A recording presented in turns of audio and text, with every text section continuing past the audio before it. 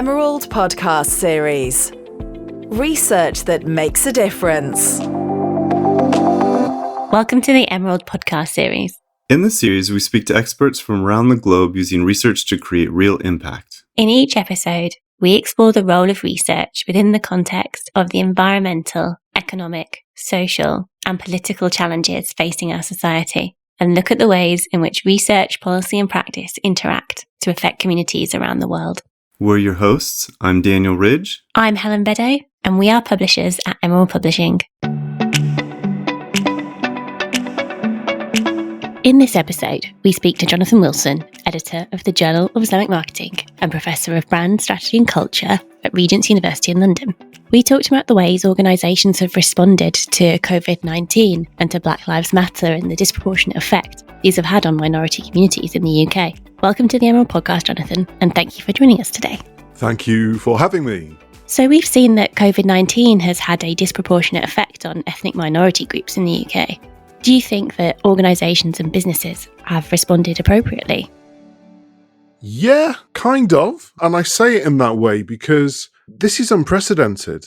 You know, it's something that we've not experienced before. So I would feel a bit funny about saying, no, we've not done enough and we could have done better, because how do you respond to something which you have no idea how it's going to play out? I mean, things are being updated, you know, almost on a day-to-day basis. Now, that's not to say that we couldn't have done things better, but hindsight is a wonderful thing. And I think that's further complicated by the fact that when we look at some of the ways that these things are playing out and impacting on BAME individuals and communities, there are lots of reasons. So, you know, people would wonder whether that's something which is biological, linked to genetics, or whether that's sociocultural. Is that due to health? People have looked at levels of obesity or diabetes, or even for some communities, if you've got large numbers of people living in the same house or you live in a certain postcode area. I think if there was something that we could be doing better, it would be trying to join up all of those different disciplines together to come to some consensus and to share that information. Perhaps at times, I think that people have looked at things either from a health perspective or they've looked at things from an economic perspective, where decisions are being made based upon whether, you know, we're going to tank our economy and we're going to move into a recession and the impact that has on business. And so I'm slightly concerned by that in the fact that we're being asked to basically choose health over economics. So yeah, to go full circle, yeah, I think we've done pretty well, but, you know, I think there's a lot of room for improvement. Do you think that the increased risk for these communities has received enough attention? It's received attention with regards articles that have come out and media stories, but it's very difficult to assess whether that's being absorbed and digested in the way that it needs to be. So, for example, I think, you know, if I, anecdotally share some of my experiences, depending on, I would say, certain factors, it really influences how you receive those headlines. I mean, if you are from the BAME community, then of course your ears prick up and you are very concerned about what's going on. Or if you know people from the BAME community, or they're your neighbours, or they're your work colleagues, you know, all of these sorts of things could have an impact on whether you actually pay particular attention or you understand the implications and what's being said. I mean, I also think that, you know, there's a difference between those people, therefore, who are BAME or who are in those situations which put you at high risk. So I have family that work for the NHS, and so that is a real concern. Those are my family members from the BAME community, because some of them did contract COVID-19. And also, you know, I've got family who contracted COVID-19 who weren't working for the NHS but were in the high-risk category. Sadly, you know, one of my family members passed away. And also, if we look at, for example, the impact of isolation and lockdown on, for example, the mental health and well-being of young people, like, you know, some of my students that were stuck in the UK, couldn't go back home, don't have any family, can't really access their friends, and that feeling of isolation and the impact on their mental health. Or it's the opposite, where you have a lot of family around you because you're home educating, and then suddenly you're expected to have several devices for your children to learn online and hold down a job and think about the Wi-Fi that you need to have all of those things operating at the same time. there's a different level of stress compared to the person who's living their best life on Instagram, learning how to cook, or getting Uber Eats takeaways. We're seeing lots of people that are affected. So yeah, depending on whether you live with people from different age ranges who are in your family, depending on whether you have children, depending on whether your job is on the line, or you're a key worker in a high-risk position. All of these things, I think, have an effect on how you look at these news stories and whether they actually mean something. We've never asked so much from our parents in the society before, have we? To homeschool and work and look after family. I mean, you're right that it's really impacted people differently depending on their circumstances. How have employers responded to this increased risk? I think in the beginning, employers sent out the concerned email and maybe one or two said, can we just check that you've actually got the technology to be able to work from home? And then I think it's been more difficult for a lot of employers to maintain that level of care and concern, because the reality is that businesses are also worrying about whether they are going to be around this time next year. So if we look at some of the changes, a lot of us are being expected to work from home. And for a lot of us, we had desktop computers, but with the lockdown, then we were suddenly plunged into working from home, and that meant using our own technology. So if you're one of the few that's used to remote working or has a laptop, has a couple of devices, then great. But there are many people who are having to borrow laptops, and then let alone for their children having, home education. So I think about some of my colleagues who, have a number of children. So one of the things that you might highlight is that in some communities, there are some ethnic groups that have larger families, right? So think about if you've got 5 kids, how different that is, needing 5 devices. And on top of that, you and your spouse needing to work from home. So you're now talking about 7 devices. That's ridiculous. I don't know many people that have access to all of that equipment. And even now, we're doing a podcast. And because I've been vlogging for years and recording things like that, then I have a microphone, I have technology, but there are lots of people now being faced with this prospect of online education for the rest of the year who now think, wow, I need a microphone. Do I have a webcam? What's my internet connection? And I think that's where employers have been a little bit slower, because they've not really taken responsibility for the equipment needed, other than download this app, or use Microsoft Teams, or get on a Zoom call.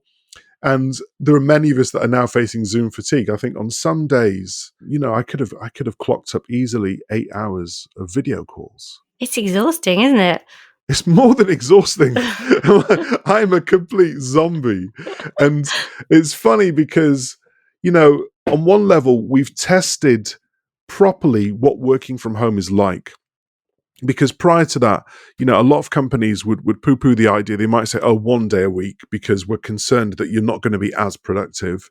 But, many people have proved that they are actually more productive. It's debatable whether that's that they're desperate to hold down their jobs and not be furloughed or made redundant. But in the short term, people have been able to prove that you can work from home. And I've seen one example of a law firm in London that's not renewing its lease and will be operating completely remotely and saving a lot of money with regards, rent in central London. So we're proving that we can work from home.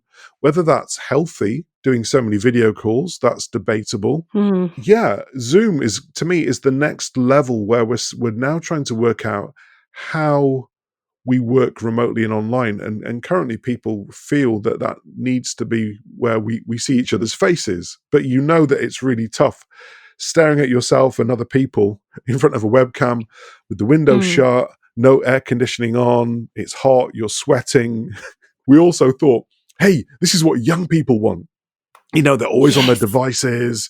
They like going on YouTube and Netflix and stuff. What we can see is, there's a big difference between watching Netflix on your phone and staring at somebody doing nothing on a Zoom call. Yes. Or watching a lecture online for an hour. It genuinely is rubbish.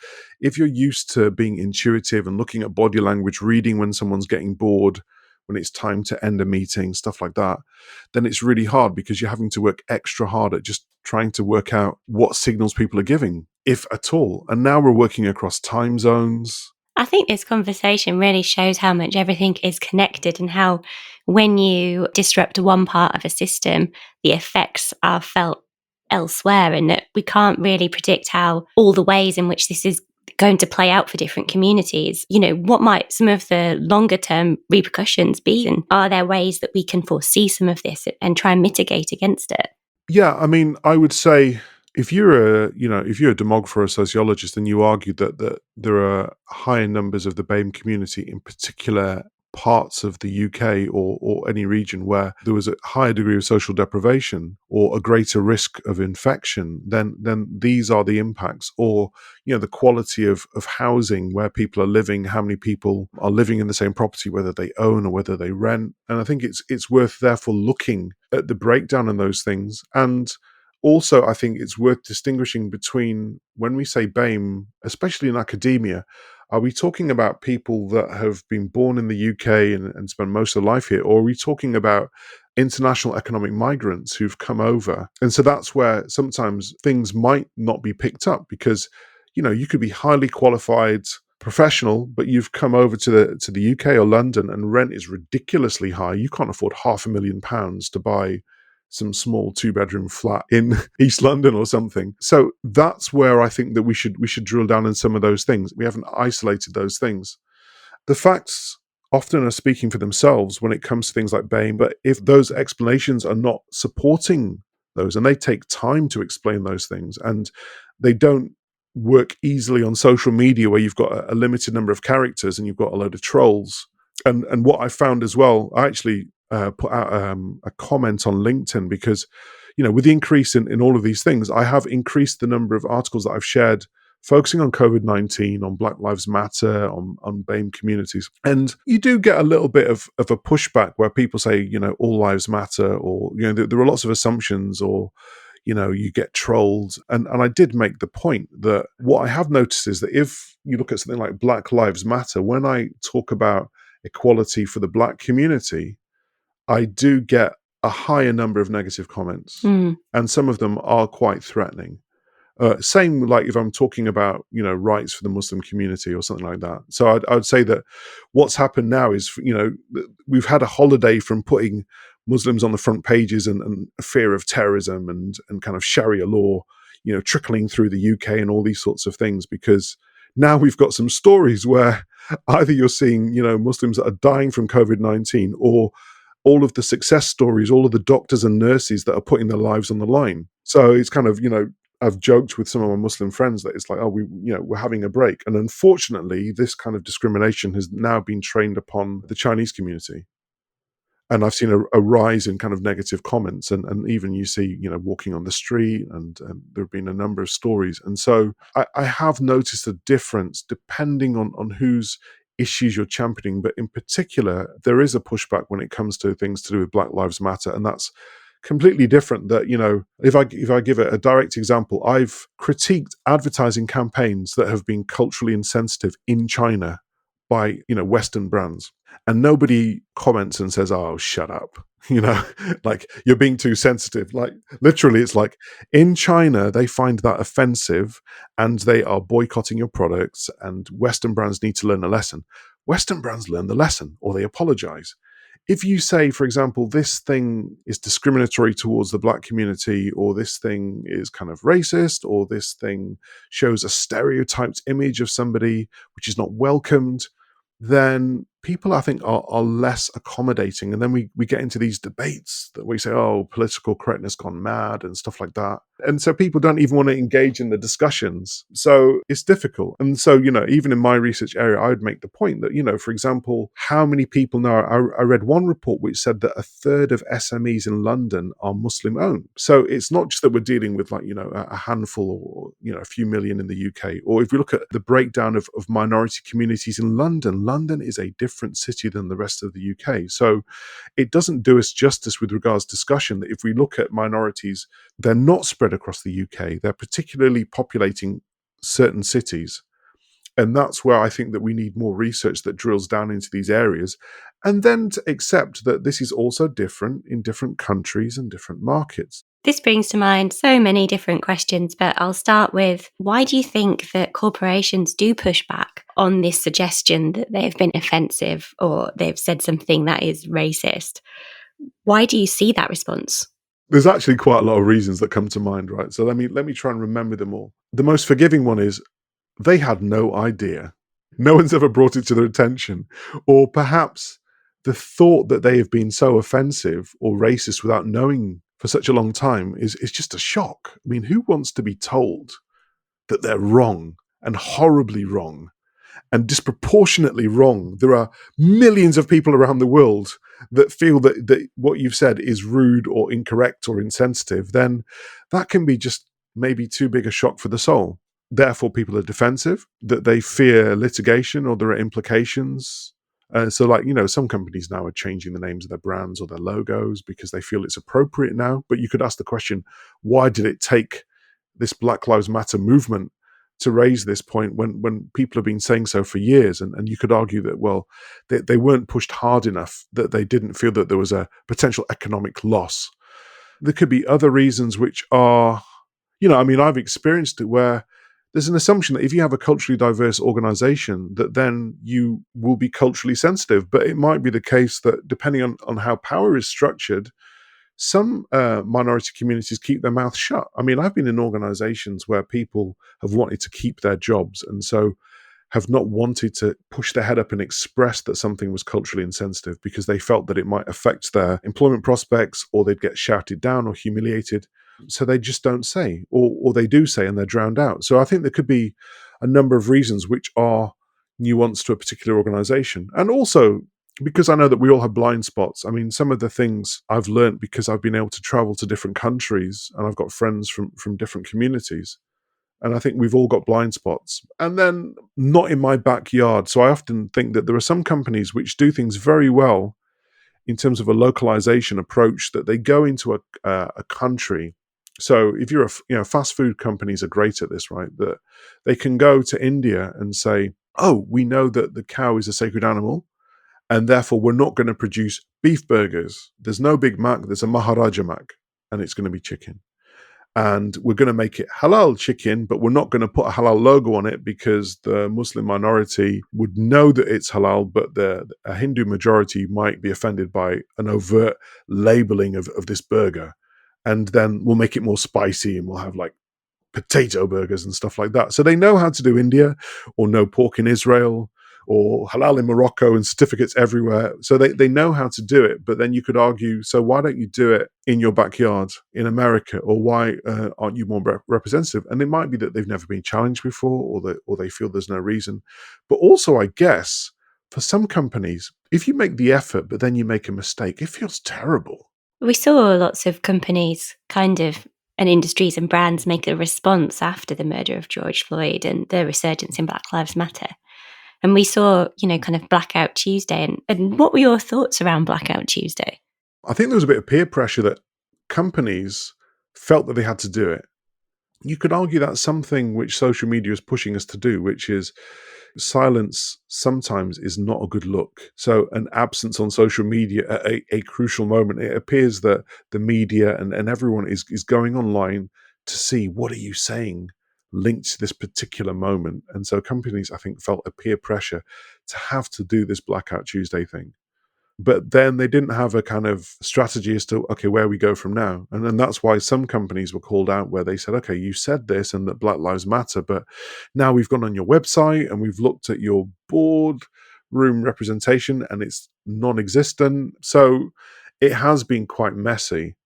Some of that is just because of the rise of social media, that we're now being pressurized into a situation where we have to respond in real time. And that's going to pose challenges for companies. And I think there are only a few that can win. And they're probably the ones that have been thinking about it for a long time, or they have the personality where their audiences, can forgive them or can work with them.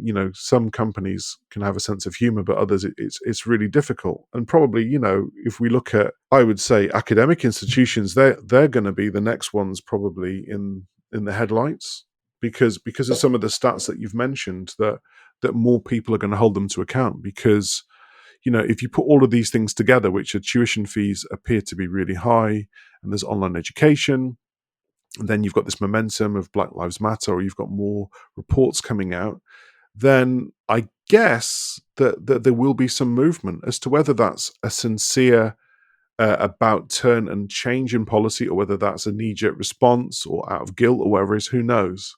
But I think it's going to be incredibly difficult. And for me, one of the challenges is, if people have been ignorant for such a period of time, there are lots of assumptions that have to be debunked. So, for example, some people might say, like if I was to say that there are approximately 20,000 full professors in the UK and under 150 are black, then when I mention that statistic, if you're black, you go, oh my goodness. But there are some people that then offer reasons without any further evidence, but they say, oh, it's because, or you know what it is. And you think, okay, this becomes the kind of the unconscious bias, right? We just don't get the applications, that kind of thing. Yeah, you don't accept the reality because it is frightening or it is disgusting. But then how do you move forward? Then people often say, okay, so what are the solutions? The solutions are, let's get some mentors for BAME people so that we can get them into senior management. So we'll have some kind of like fast track management for BAMEs. But what if I was to say that assumption is basically saying that BAMEs aren't already ready or they're not qualified? In the same way as, if you look at another protected characteristic, if you had females in academia and you said, okay, right, there aren't enough female senior managers, let's get them mentors. Let's get them male mentors and let's get them ready for management. That would be tone deaf. So why is it that when it comes to the BAME community, you can get them a load of white mentors and get them ready for senior management? Like maybe they're already ready. Or maybe you should get BAMEs to mentor the senior management who are predominantly white and male to indicate what it is that they need to do. It's a rush to get to solutions, I think, and to make the problem not on your plate anymore. But it means that people don't ask, what is the problem that we are actually trying to solve before they take any actions? Yeah.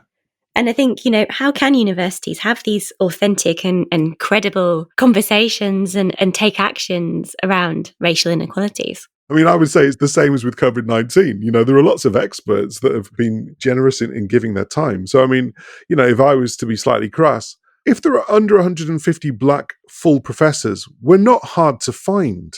Give us a call and ask us how we made it. What were the problems that we faced and we had to overcome? Like, I can remember, like, with one of my professorial interviews, there was a panel, I think there were like 10 to 12 people, and they were all white. That's the reality. I mean, it was after that I reflected upon it. I was like, well, maybe it's not as big a thing for me as for someone else because, I'm mixed race or something. But actually, the fact that the university got so far and it wasn't even a consideration, and they had external professors as part of the review panel, and they chose people that were also white. So I think that, it's that tacit knowledge that they could get from actually talking to experts and really trying to solve the problem rather than just think of it as a box tick or being worried about these things. There are many of us that want these things to move forward. Also looking at, other areas, offering scholarships. The problem is not with students in that there are enough BAME students going to university. There are high levels. So what about getting them to stick around and consider doing a PhD and becoming academics? There are easy solutions. Or, the one that always gets me is there are a lot of discussions in the minute about decolonizing the curriculum. And I'm not saying that that's a wrong thing to entertain, but a lot of the discussions seem to be focused on, okay, let's get some reading lists and let's share them. Okay, but for me, a quick way to decolonize a curriculum is to have a more representative faculty, or to look at, of the representative faculty, which people are in positions of influence. Because actually, there are a decent number of BAME academics. Some people might be listening thinking, oh, you talk about these small numbers. There are decent numbers of BAME academics who are teaching fellows, who are junior lecturers, but they don't necessarily have any decision-making. So it's also about how do you reward and promote these people and allow them to have a positive influence on the curriculum. Because, for example, as a black academic, do I only research black things? No. Right? So how do you classify me on a reading list? Is it that, because you wouldn't know perhaps you wouldn't guess from my name, Jonathan Wilson. So does that mean that somebody's going to do an audit and say, oh, he doesn't have an African sounding name, so he's not black?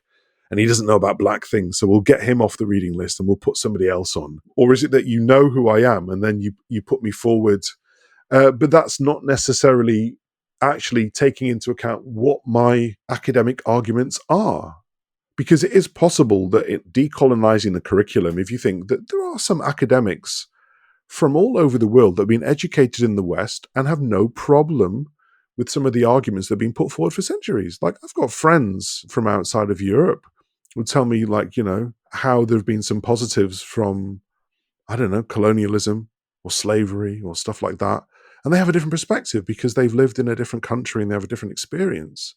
Or they have different notions as to what, race means. So I actually think that a lot of these things, it might seem daunting and complicated, but I think that we should be wise about trying to encourage people to enjoy the conversation and the journey.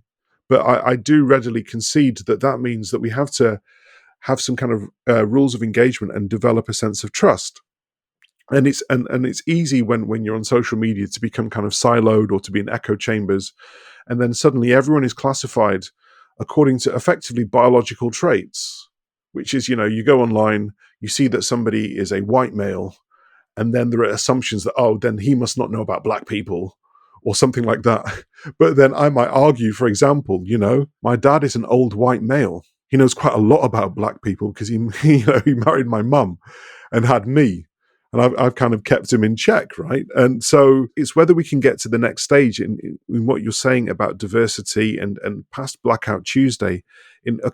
These issues are important, but can we have honest discussions where people are trusting and we can get away from I think there are people that actually do want to derail these discussions. There are trolls and there are people that talk about political correctness gone mad and how, the empire is going to, if we pull one statue down, then they want to put all the statues down and the reparations will bankrupt the country. And I do worry because I think some of them are mischievous or destructive comments. And one of the ones that jumped out at me was like, even if we look at comedy and probably the impact that this is all going to have on comedians and blackface, some things legitimately I think should be removed because they're culturally insensitive. But then there are other things where it's almost like it's the wrong person that's made that judgment call. I don't know if if those people have spoken to those minority communities and actually thought, is this actually offensive?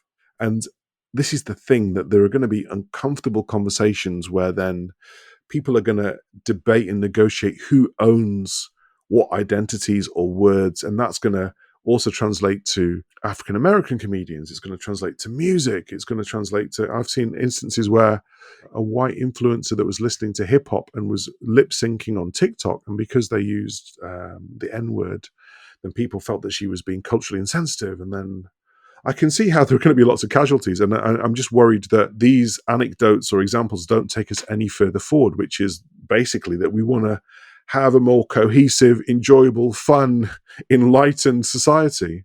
And that brings to mind, there's been some criticism around the term BAME. Yeah. And that it has its drawbacks. Could you talk more about that term and about language we use?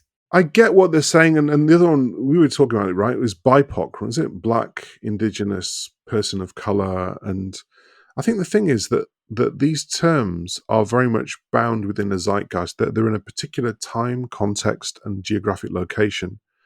Because you're trying to explain something in an easy to understand format that explains why things aren't working or why people are being treated differently. And I realize that on social media, it's a level playing field where anyone can express why they don't like certain terms. Now, I have no problem with people disagreeing, and I can see why. But then I guess the important question is, okay, so what do we now use to classify this group of people that are experiencing something which is homogenous enough for it to be a phenomenon that needs addressing? So, like, if I think, for example, close to home, I've mentioned in this podcast that I'm a black academic, but also I've said that I'm mixed race. And so some people might say, but okay, you've said you've got a white dad and a black mum, but one time you call yourself black. Are you denying your white heritage? No, I'm not. I wear a kilt. Proud to be from Manchester. But the thing that I would say is it's about context, intention, there are lots of factors that go into whether I'm comfortable, with being, referred to or classified as, for example, a black academic. If it's to do with monitoring because there are disproportionately high numbers of factors that affect black academics, then I think it's very important for me to go on record.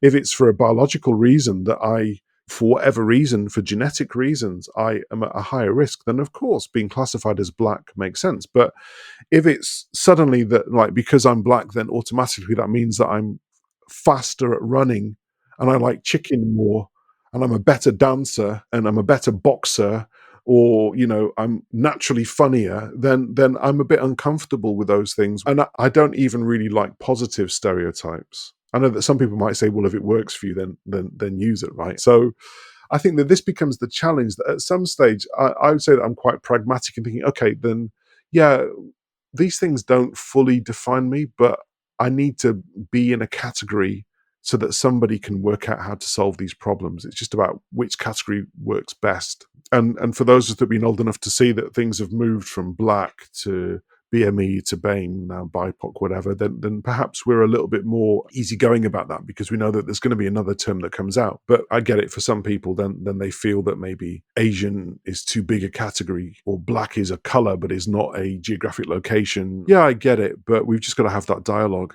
I think that brings up some interesting things to mind about the relationship, say, between systematic racism that's built in at the top and that needs these kind of categorizations, and this personal level of racism and everyday incidents that play out. And I'm wondering actually how COVID-19 has brought some of those things to the surface. Yeah, I mean, also depends on who you talk to. Some people would argue that they've experienced less racism because they've been at home, right? And they've not been out on the streets. But then there are other people that there are a worrying number of stories where, if we look at, I would say, an abuse of policy of stop and search, where, there are lots of minorities that have been pulled over during COVID-19. And also it depends on what news channel you watch and at what time of the day. If you watch news late at night like me, then you see more in-depth analysis. But, there have been quite a few key workers working for the NHS that have been pulled over coming away from a shift.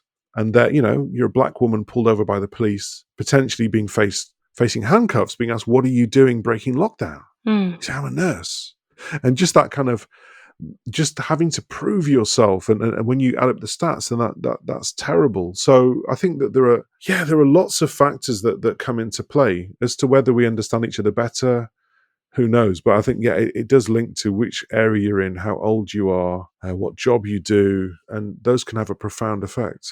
And we touched on earlier around the report that the government has commissioned in response to COVID-19. And we've had many reports before that foresaw and predicted some of the issues we're currently dealing with and made, measurable recommendations that weren't implemented. And it seems Britain has had many chances to talk about race. So what needs to be different about this time? What needs to change?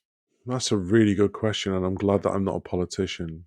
I would say, I mean, a lot of people's decisions, it comes down to kind of basic psychology. A lot of it is about self-interest.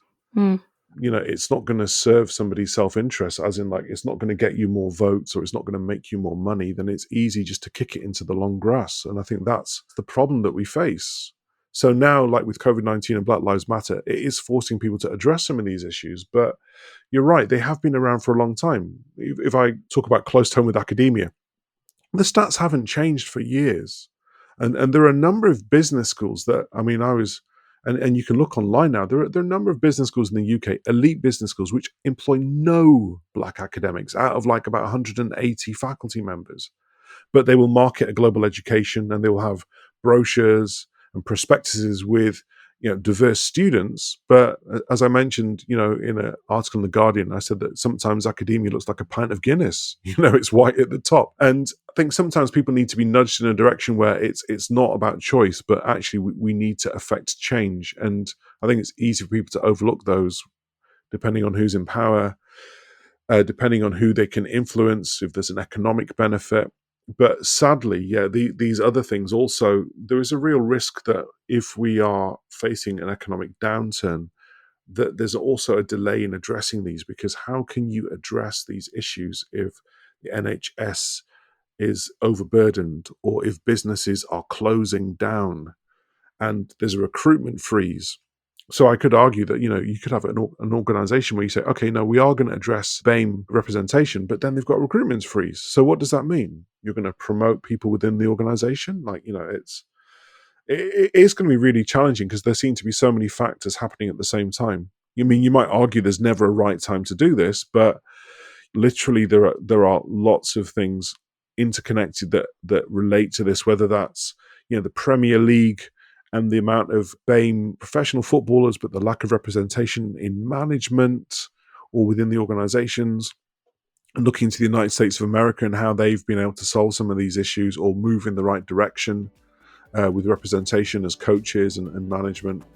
So it is incredibly complicated, and that's probably where, we run out of time because in order to have a meaningful discussion, there are just too many factors, or people just lose interest and then think, okay, what is our tenable solution to this? Well, thank you for that fascinating and wide-ranging conversation, Jonathan. Thanks for having me. No, it was a real pleasure. If you'd like to find out more about Jonathan's journal, the Journal of Islamic Marketing, we've put together a few articles. You'll find a link below in the show notes.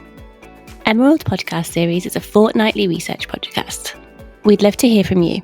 If you'd like to suggest any topics you want us to cover, please get in touch. You can find me on Twitter at hbedo4 or follow us at Emerald Global or at Emerald SOG. Thank you for listening.